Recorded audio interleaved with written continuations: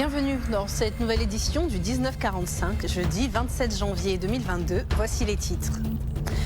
Après une phase pilote avec 1000 ménages, le programme d'amélioration des revenus des producteurs de cacao en Côte d'Ivoire entre dans sa phase active, axée sur 3 piliers. L'initiative de durabilité, mise en œuvre depuis 2009, s'inscrit sur le long terme. Et les supporters ivoiriens étaient présents au stade Japoma, près de Douala, pour encourager les éléphants.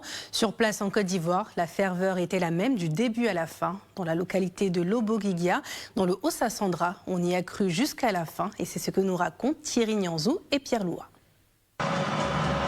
La 8e de finale Côte d'Ivoire-Égypte était l'une des affiches les plus attendues de la 33e édition de la Coupe d'Afrique des Nations. Partout en Côte d'Ivoire, elle a drainé du monde autour du petit écran.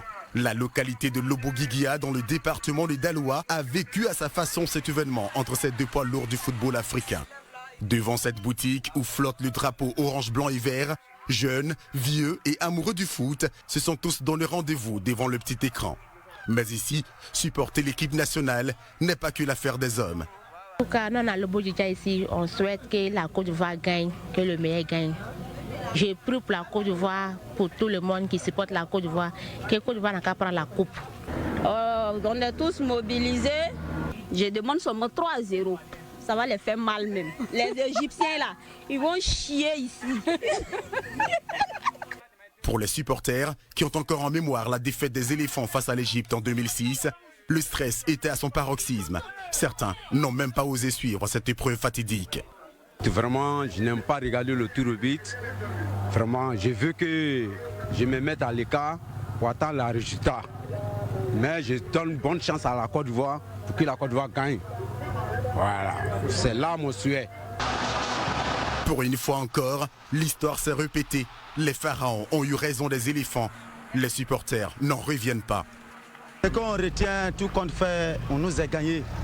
Voilà, on l'a perdu. Mais comme les gens ils ont toujours dit, découragement n'a pas ivoirien. Et vous croyez que les Ivoiriens ils vont aller bosser encore. Mais on les soutient. Je suis avec eux. Les enfants, ils ont joué. Mais c'est la volonté de Dieu, tout compte fait, c'est la volonté de Dieu. On n'a pas découragé. Bon, et ça va aller, la Côte d'Ivoire va pousser. La douleur de cette défaite reste encore vive chez les Ivoiriens. Mais la prestation des pachydermes donne à croire en de belles perspectives pour la prochaine Coupe d'Afrique des Nations qui se jouera ici en terre ivoirienne en 2023. Merci de votre fidélité. L'information revient demain dans le 12:45 avec Jean-Marc Sécart. Bonne suite des programmes sur Live TV.